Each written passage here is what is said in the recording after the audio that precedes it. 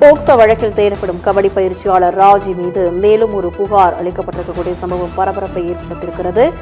Carnegie நகரில் கபடி வீராங்கனையின் பாலியல் புகாரை அடுத்து ராஜி மீது வழக்கு பதிவு செய்யப்பட்டிருக்கிறது. அவர் மீது மற்றும் ஒரு புகார் கொடுக்கப்பட்டிருக்கிறது. போக்சோ உள்ளிட்ட 3 பிரிவுகளில் ராஜி மீது வழக்கு பதிவு செய்யப்பட்டிருக்கிறது.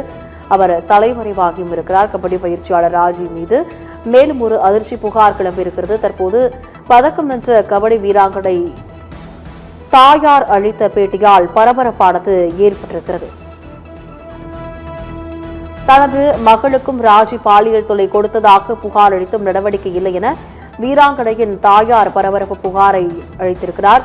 ராஜி மீது ஏற்கனவே இதுபோன்ற குற்றச்சாட்டு முன்வைக்கப்பட்டு வழக்கு பதிவு செய்த நிலையில் தலைமறைவாக உள்ளார். மேலும் ஒரு புகார் கொடுக்கப்பட்டிருக்கக்கூடிய சம்பவம் பரபரப்பை ஏற்படுத்தியிருக்கிறது. பாலியல் உணர்ச்சியை தூண்டும் வகையிலான வாட்ஸ்அப் பதிவுகளை காண்பித்து தாய் புகார் அளித்திருக்கக்கூடிய சம்பவம் பரபரப்பை ஏற்படுத்தியிருக்கிறது.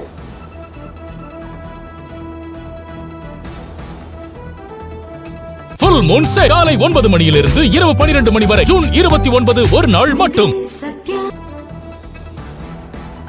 பாலியல் உணர்ச்சியை தூண்டும் வகையிலான வாட்ஸ்அப் பதிவுகளை காண்பித்து ராஜி மீது தாயார் புகார் அளித்திருக்கிறார். இந்நிலையில் வீராங்கனையின் தாயார் அளித்த பேட்டியை பார்க்கலாம். கோச் அந்த மாதிரி சில தப்பான வார்த்தைகள்லாம் பேசி மெசேஜ் அனுப்பி என்னோட சின்ன பொண்ணு இருக்காங்க அவங்க கிட்டயும் போன்ல பேசி அவங்களோட பிரெயின் வாஷ் பண்ணி நீ இந்த மாதிரி ஒரு பெரிய இடத்துக்கு போகணும்னாக்கா இந்த மாதிரி உங்களோட பெற்றவங்க எல்லாம் உங்களோட தடையாதான் நிப்பாங்களே தவிர அவங்களால முன்னேற்றிலாம் விட முடியாது, என்னால மட்டும்தான் வர வைக்க முடியும் அப்படின்ற மாதிரி சில வார்த்தைகள்லாம் சொல்லி அவர் பேசியிருக்காரு. அந்த ஆடியோ எல்லாம் என்கிட்ட இருக்கு. அது இல்லாத கிட்ட இந்த மாதிரி நிறைய சில மெசேஜ் சாட் எல்லாம் அவங்க செல்லுல சேட் பண்ணியிருந்தாங்க. அதெல்லாமே நான் பார்த்துட்டு நான் கூப்பிட்டு கேட்டு கண்டிச்சேன். நான் அவங்கள கண்டிச்சதுக்கு அவங்க அம்மா நான் தெரியாத நான் பண்ணிட்டேம்மா, அவர் என்கிட்ட அவர் நான் அந்த வார்த்தைங்களை சொல்லி என்னை திருப்பி என்னை கேட்டதுனால எனக்கு என்ன சொல்றதுன்னு தெரியல, எனக்கு பயம்தான் வந்தது அப்படின்னு சொல்லிட்டு முதல்ல என்கிட்ட சொன்னாங்க. நான் சொன்னேன் சரிம்மா நீ உனக்கு பயம், ஏன்னா உன்னோட வயசுக்கு அந்த மாதிரி யார் எது ஒரு வார்த்தை பேசினாலும் யார் எது சொன்னாலும் நம்பாத, நீ எது ஒண்ணுனாலும் என்கிட்ட நீ சொல்லு, உனக்கு முழு சப்போர்ட் நான் இருக்கேன்ட்டு நான் சொல்லியிருக்கேன் எப்பொழுதுமே.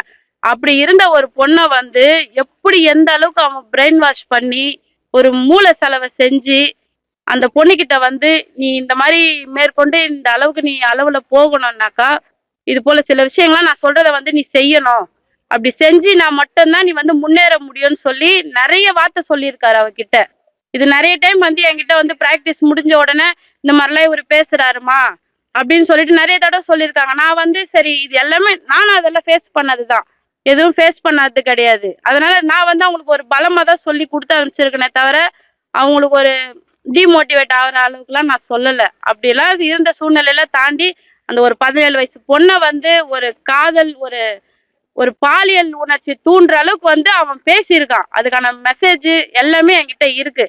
அது எல்லாமே நான் காமிச்சு ஸ்டேஷன்ல கம்ப்ளைண்ட் கொடுத்துட்டு அதுக்கான நடவடிக்கை எனக்கு கிடைக்காததுனால திருப்பி நான் கமிஷனர் ஆஃபீஸ்ல போய் நான் கொடுத்துருக்கேன். நான் இப்போ பார்த்தா மறுபடியும் ஒரு புதுசா ஒரு பாப்பாவுக்கு அந்த மாதிரி நடந்திருக்குன்னு சொன்னாங்க. இதுக்கு முன்னாடியே ஒரு 5 வருஷத்துக்கு முன்னாடி இது மாதிரி ஒரு 4 குழந்தைகிட்ட நடந்திருக்கான். அவன் அதோட தகவல் எனக்கு முழுக்க தெரியாது. தெரிஞ்சிருந்தா நான் அனுப்பியிருக்க மாட்டேன், மற்ற குழந்தைங்களும் சேர அனுப்பி விட்டுருக்க மாட்டேன். நான் இது சம்பந்தமா ஒரு பேரண்ட்ஸ் கிட்டயும் நான் போய் கேட்டு நான் சொன்னேன். இது போல நீங்க சொல்லியிருந்தீங்கன்னா நானும் பாதுகாப்பா இருந்திருப்பேன், மற்ற குழந்தைங்களையும் இவங்க கிட்ட இருந்து பாதுகாப்பா இருக்க நான் வச்சிருப்பேன். நான் எல்லாருமே இது மாதிரி பண்ணிட்டீங்களேன்னு கேட்கும் பொழுது அவங்களும் முழுக்க நம்பல. அதுக்கப்புறம் மறுபடியும் இந்த மாதிரி இந்த மெசேஜ் ஆடியோ எல்லாத்தையும் அவங்க கிட்ட காமிச்சதுக்கு அப்புறம் தான் அவங்கள நம்பிட்டு இப்போ என் கூட அவங்களும் எல்லாமே இப்போ சப்போர்ட் துணையா இருக்காங்க என் கூட.